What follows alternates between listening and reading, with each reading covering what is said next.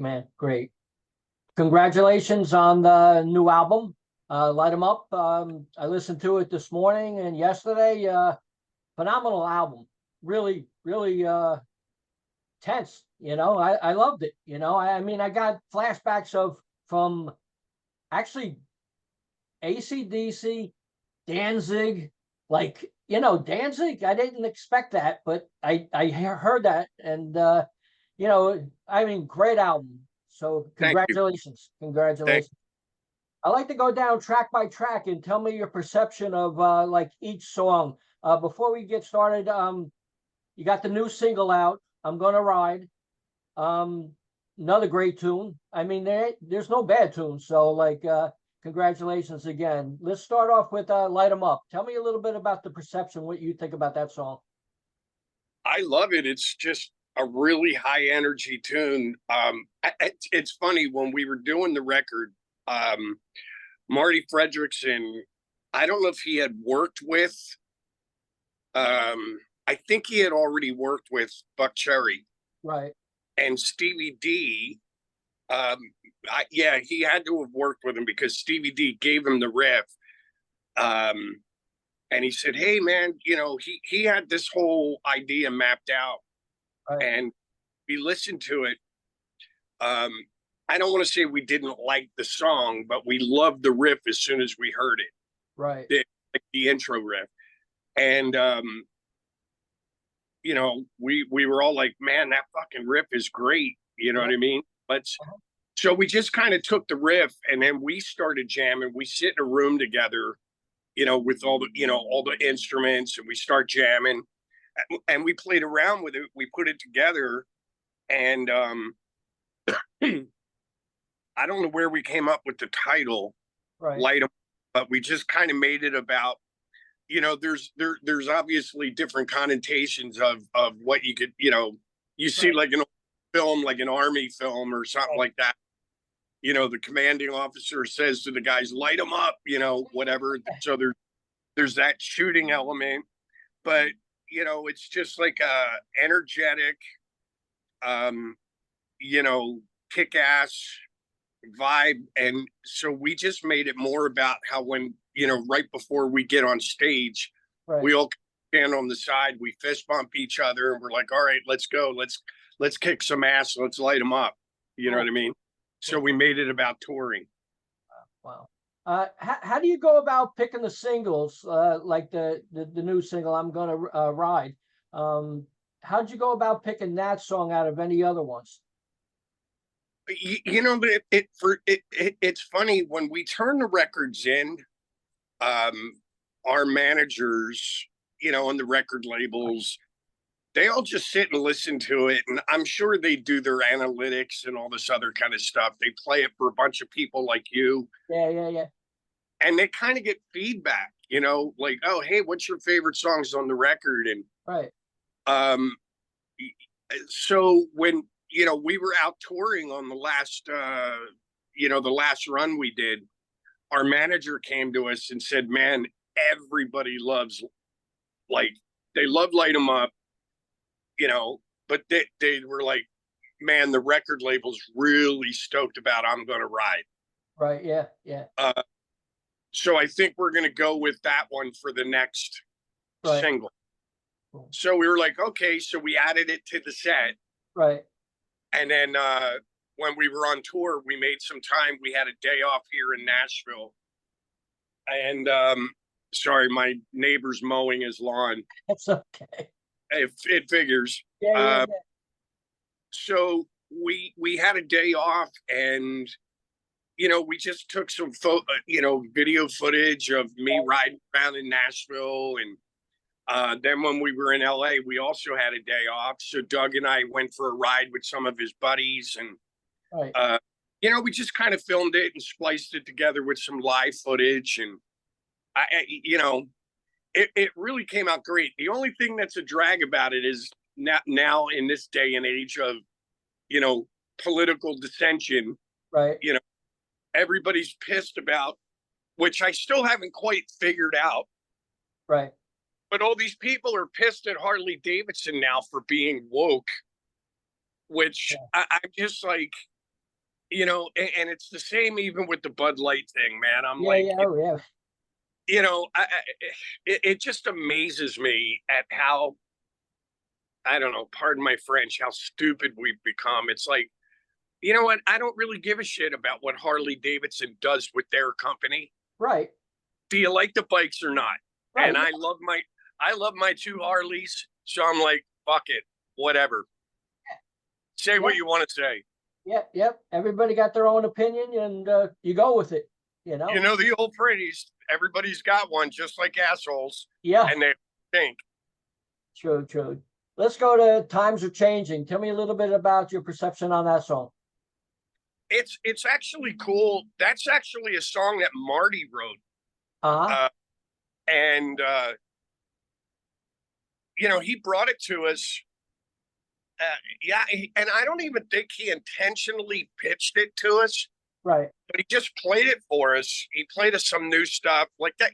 We all kind of sit around listening to music and bullshit and jamming, and Marty was playing us some stuff that he had written, and we were like, "Oh, that's kind of a cool tune." Right. And again, now with everything that's happening in the world, Right. it lyrically it kind of makes sense. You know what I mean? Yeah. So uh, we just started jamming the song, and we're like, "Fuck it, let's just do it, man." It's a great tune. Cool, cool. How about I Want to Be Your Bitch?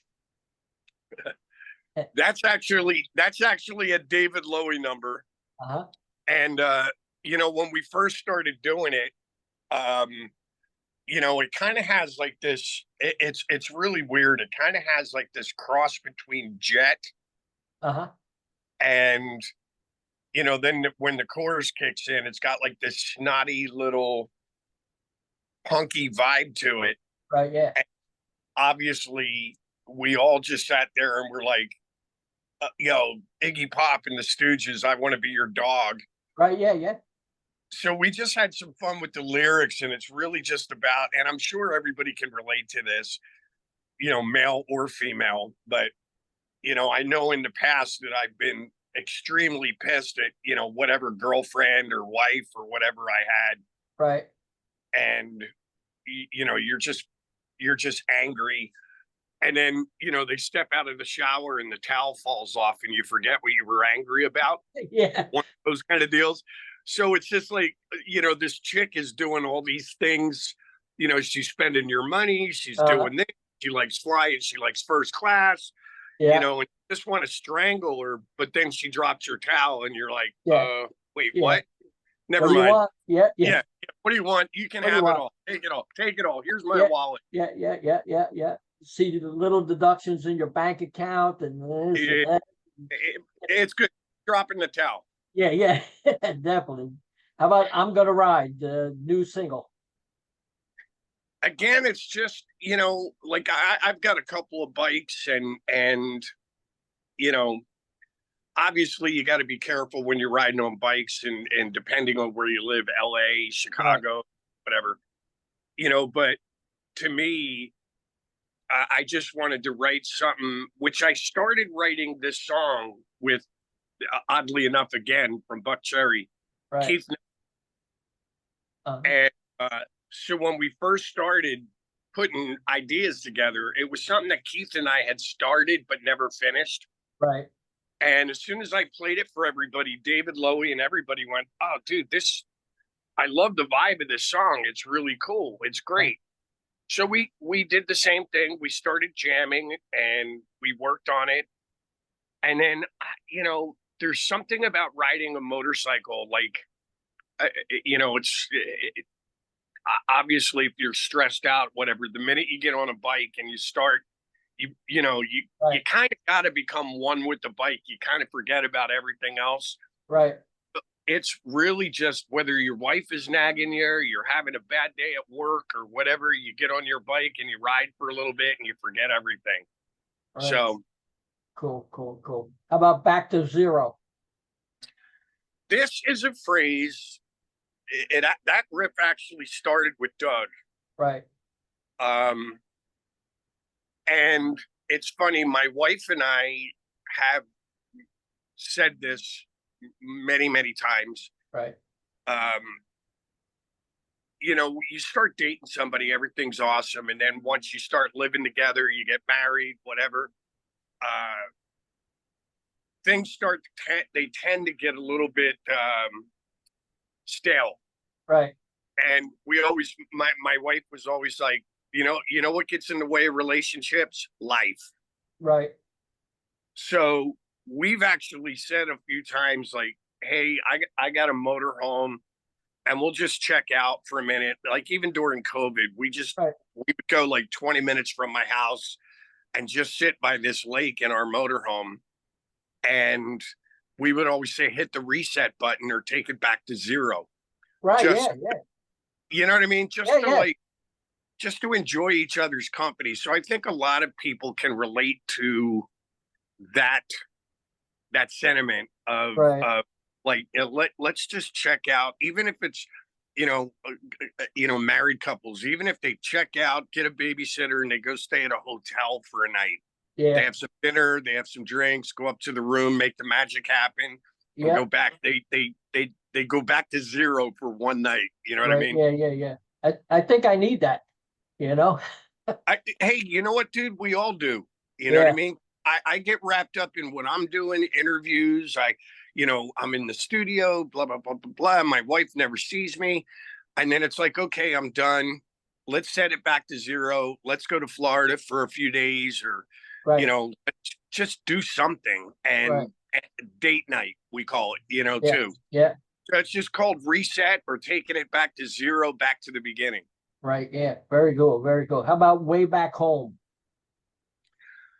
Way Back Home is a little bit, again, that's a riff that Doug had, Uh-huh. and we started jamming it, put it back together. And lyrically, if you really sit down and check out the lyrics, it's a little bit autobiographical for me. Right. Where I talk about, I really wanted when I was younger to do what I'm doing now, like be a musician, Right. all this other stuff. But then the way I explain it's a little vague, but I talk about riding in a limousine and all this other stuff.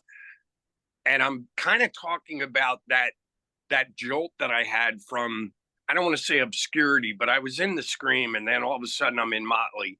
Right. And I had all of this stuff that most people think would make you happy. Right. Then it was weird when the Motley thing went away.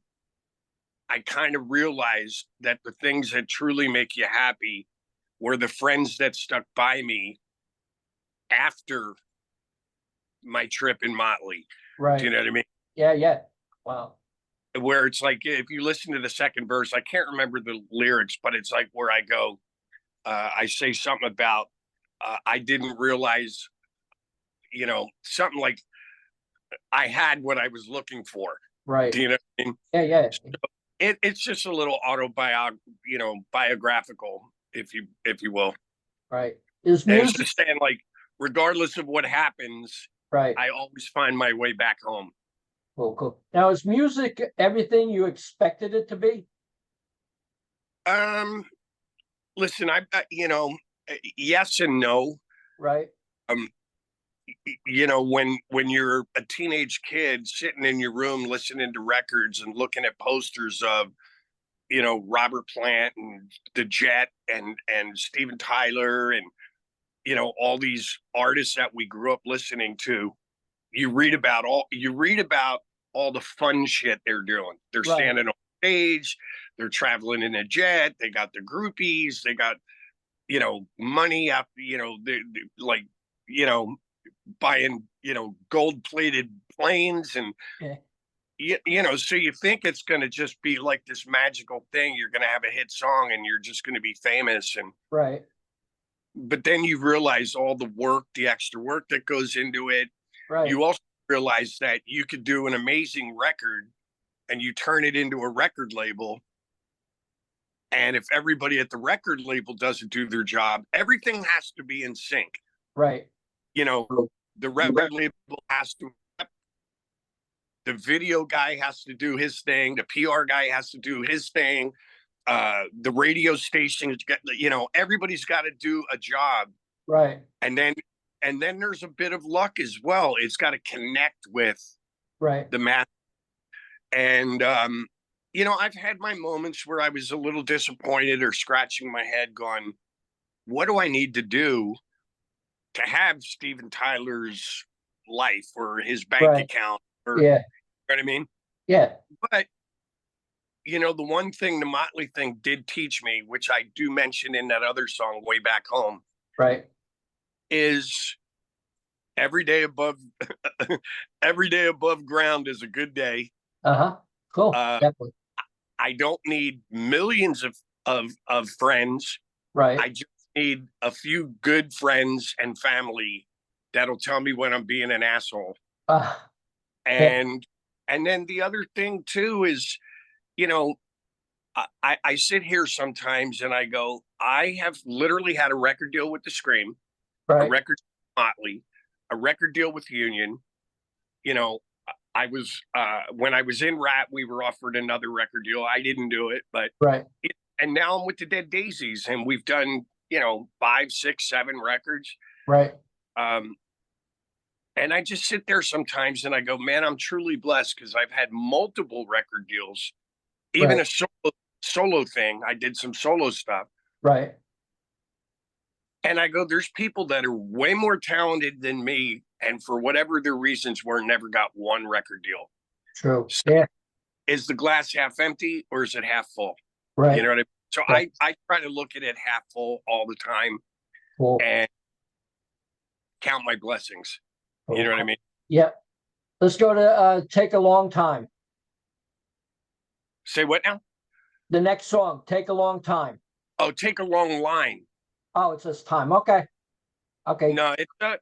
That is a song because historically the Dead Daisies have always done like a cover as a tip of the hat to some of the bands that we grew up listening to. Right.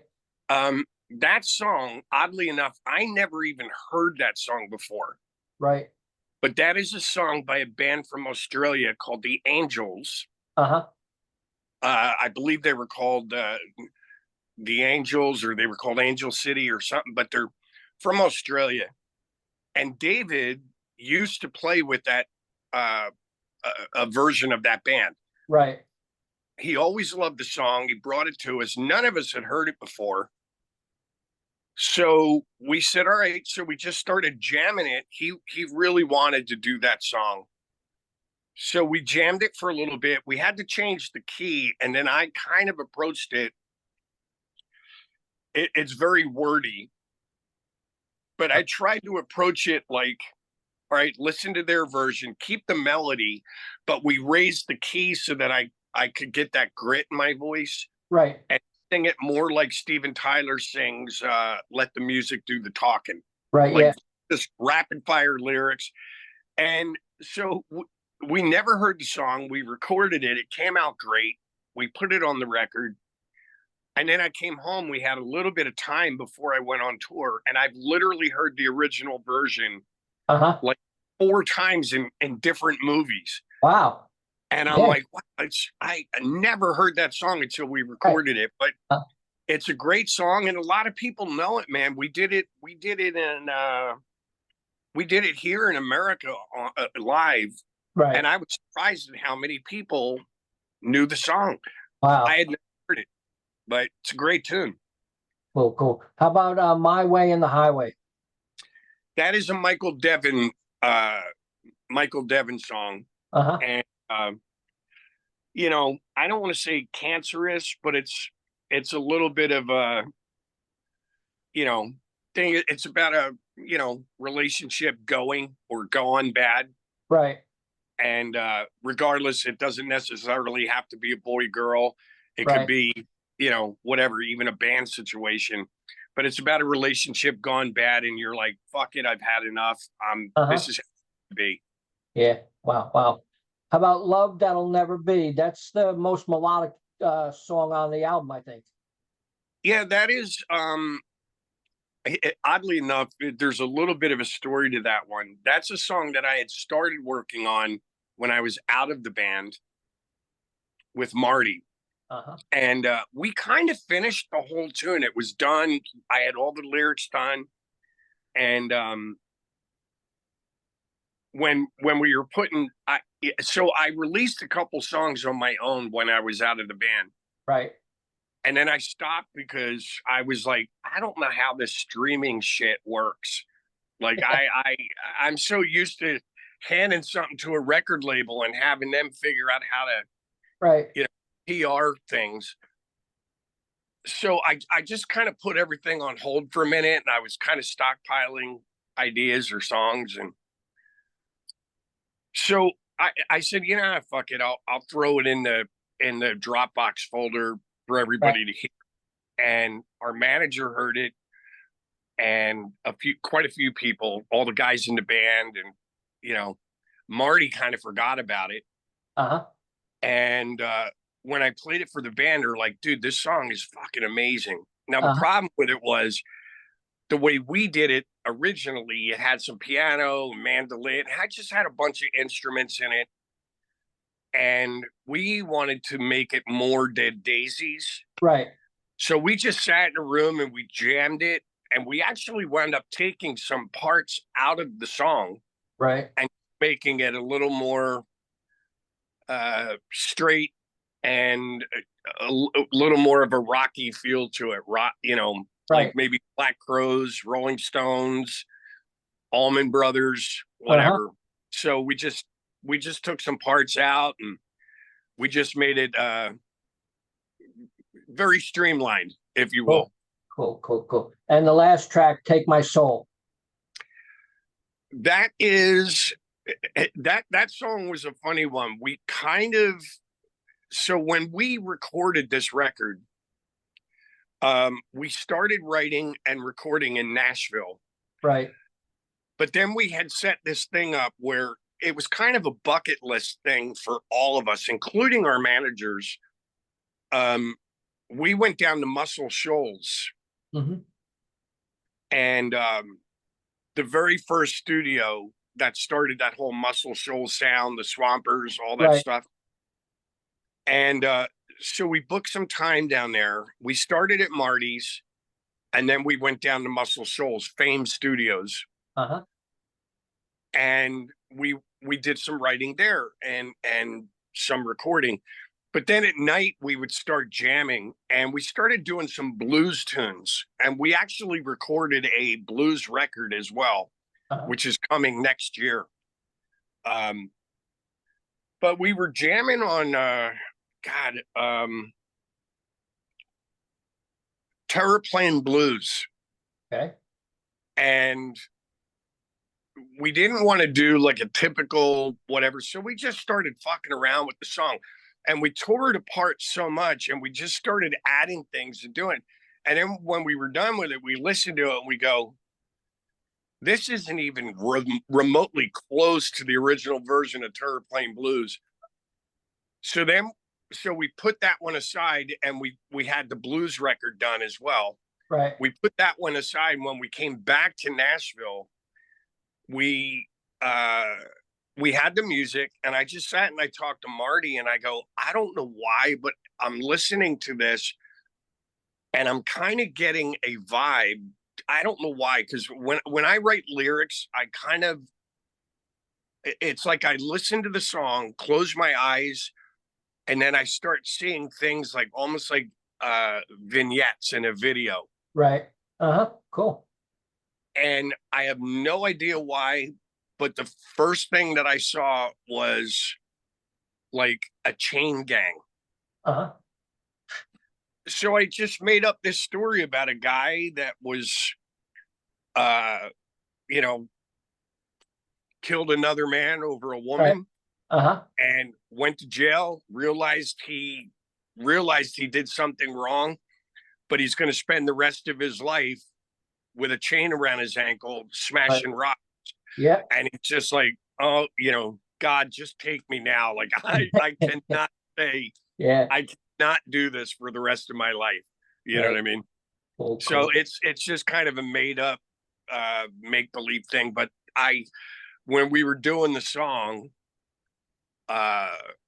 we were sitting there, and the more we started, I writing the lyrics, I sang it. That song just really came together. It's unbelievable how it sounds now. Like, I fucking love that song. It Cool. came out so good. Cool, cool. Have you read any reviews of the album yet? No, I try to stay away from that shit. You know what I Okay. mean? And again, like it's funny. Even on the "I'm Gonna Ride" video, I saw a couple of comments about the woke HD, Right. Harley Davidson shit, and I immediately wanted to type something, and I just deleted it, and I no. Yeah. So when it comes to reviews and shit like that, I'm like, you know what? I know me well enough Right. to know that I can't keep my mouth shut sometimes. Right. So it's better that I don't read any reviews. Yeah. No problem. Cool. Have you? I haven't seen any yet. No. Well, it's probably, the record doesn't come out until September 6th. So I'm sure the reviews are going to come later. Right. Um, what's your feeling about touring? You Love it. like it? Yeah, I figured that. Well, when we first started, that's kind of, for lack of a better term, one of the reasons why I kind of left the band the first time. Right. Our schedule was so maniacal. I mean, it was crazy. We'd literally do an album, booms, and then start packing and hit the road. And then we'd Right. go tour the world, come back, do another record. And I had a solo band prior to that Right. with my son playing drums. And and then also prior to joining the Daisies, I had just gotten married. Right. So I'm out on the road, I'm doing my thing, and I got one ear, I'm talking to my son, and he's like, "Dad, you suck. I moved to Nashville to be in your fucking band.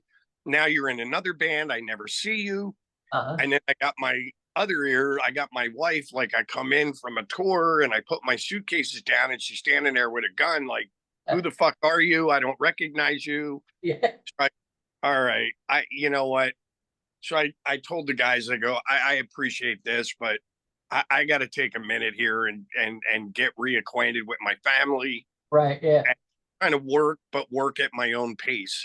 Right.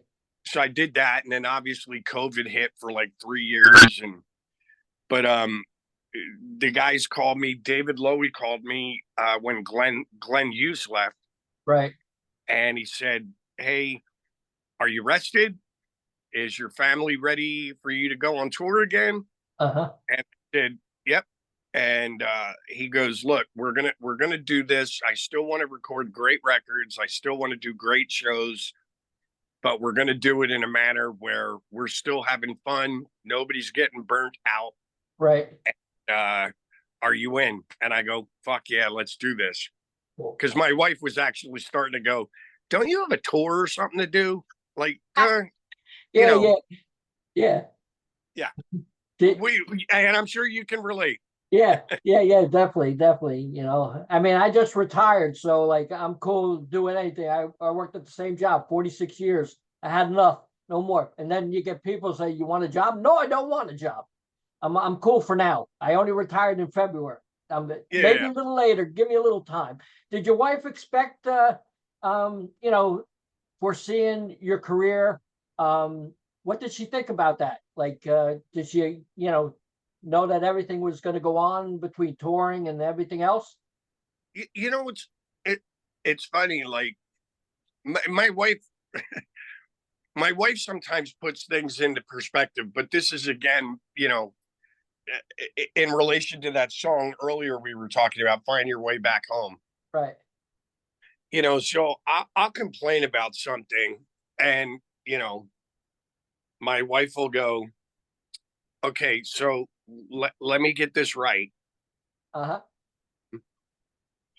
You're in a band that's playing to sold out audiences everywhere. Right. You're on tour with Kiss and Aerosmith and White Snake and all these great bands. You're traveling around in a private jet. You're staying at 5-star hotels, and David's really taking care of you financially, Right. and you're mad because the beer was warm. And I go, okay, I see what you're saying. Uh-huh. Yeah, yeah, yeah. I'll let it go, whatever. But so she was happy for me when I got the Daisy's gig, and then I brought her over to we did some shows. We played the Download Festival, Uh-huh. and she came and saw us in England and Paris. We were on tour with Kiss, but then she also saw all the press, Yeah, yeah. and like, so she was sitting in the hotel room twiddling her thumbs, waiting for Uh-huh. me to get back. Yeah. And she went, yeah, okay, you know what? Next, I'm just going to stay home and you do what you do. I'm Yeah. really happy for you, but yeah, just Yeah, yeah. go do your thing. Yeah, cool, cool, cool. So what's your feeling about the vinyl resurgence? Everybody wants vinyl. I love it. Uh-huh. Because it was funny. I remember when I did my first Scream record, my dad said, hey, can I get a record? Uh, And yeah, sure. So I gave him a CD and he opened it and he's looking at it. He goes, the fuck is this? Looks like a coaster. yeah.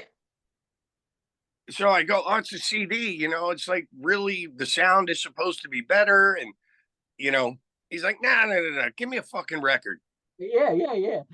Whatever. But, there's a warmth about vinyl, the smell. Right, yeah. And then you can actually open it up and you can read the lyrics and you can see who produced it. And Yeah. it just reminds me of my youth, man. So I'm all about anything that'll make me feel 16 again. Yeah, yeah. Definitely, definitely. I know, like, when I get a CD, I got to get a magnifying glass to read the lyrics.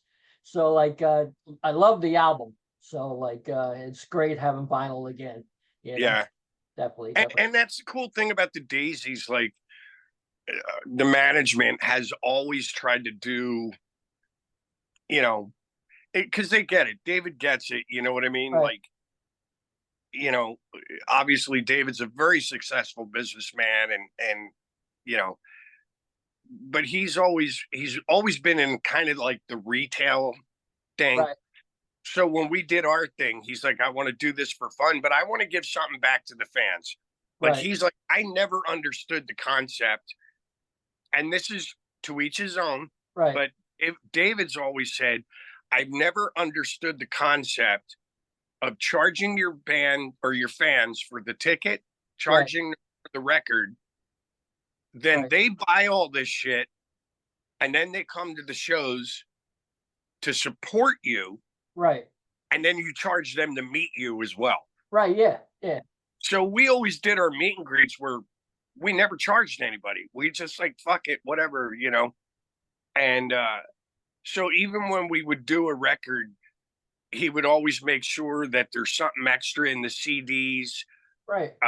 There's a cool vinyl package that's got like patches or stickers or posters or always something a little extra for the fans, because he knows, like, it's not easy getting fans to pay for gas, pay for a ticket, pay for a t-shirt, pay for the record. You know what I mean?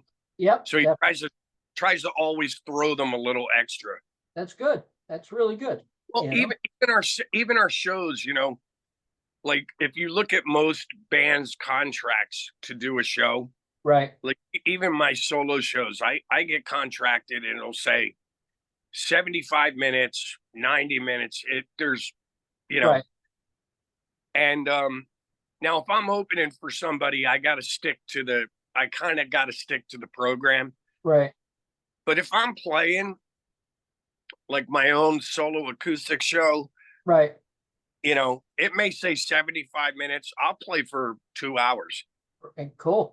Tell jokes, I'll talk, I'll do whatever. Yeah. And just to make it more of an experience and give something back to the fans, you know what I mean? Right. Definitely. Definitely. And they appreciate that kind of stuff. and I think that's one of the reasons, why not, obviously we're not selling out the Forum or Right. Madison Square Garden, not yet anyway. Yeah, I was going Um, to say that.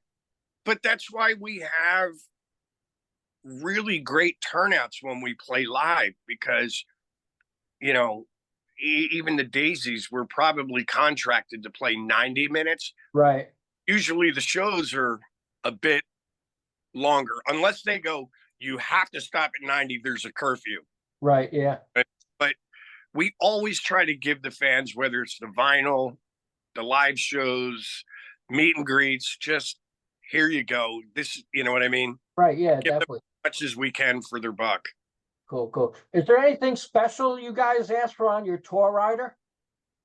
Uh, usually a large jar of peanut butter and a hungry French poodle, but whatever. Yeah. You need something, right? Yeah, you need some fun. The wife's at home, whatever. I don't want to cheat on her, but whatever. Yeah. Yeah. No, we're pretty simple, man. To be honest with you, like, um, again, especially after COVID, man, we're just happy to be here. You know what I Cool. mean? I have to admit, I kind of took technology for granted in the beginning. Like when that whole COVID thing happened, I'm like, they'll have this figured out in like 2 weeks. Right. Yeah. Big deal, whatever. 3 years later, I was like, what? Yeah. Yeah. Yeah.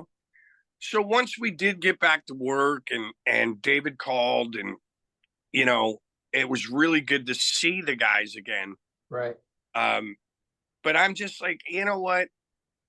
Let's not sweat the small shit. You know what I Right. mean? Yeah. Let's get out, have some fun. And, you know, and, so it really kind of made everybody, I think everybody in general kind of made everybody rethink maybe the things that they used to get mad at. They don't, Right. you Yeah. know, but our riders really pretty simple. I Right. mean, Yeah. we have a little bit of food, we have some beer, um, bottle of vodka, bottle of Jameson, you Right. know what Yeah. I mean? Or bottle of Grey Goose, bottle of Jameson, and just Diet Cokes, water, like that. It's really pretty fucking simple. Cool. Cool. Cool. Well, John, with great talking to you, and I appreciate the chat. Would you like to say anything to the fans out there? Thank you guys for everything. And, we've been 11 years, and hopefully we can do it for 11 more. And we can't thank you guys enough for the support and the love. So Thanks a lot, man. I appreciate it. you too, buddy. Enjoy that retirement. Yeah, thank you. Enjoy the album. All right, pal. Bye bye. Bye bye.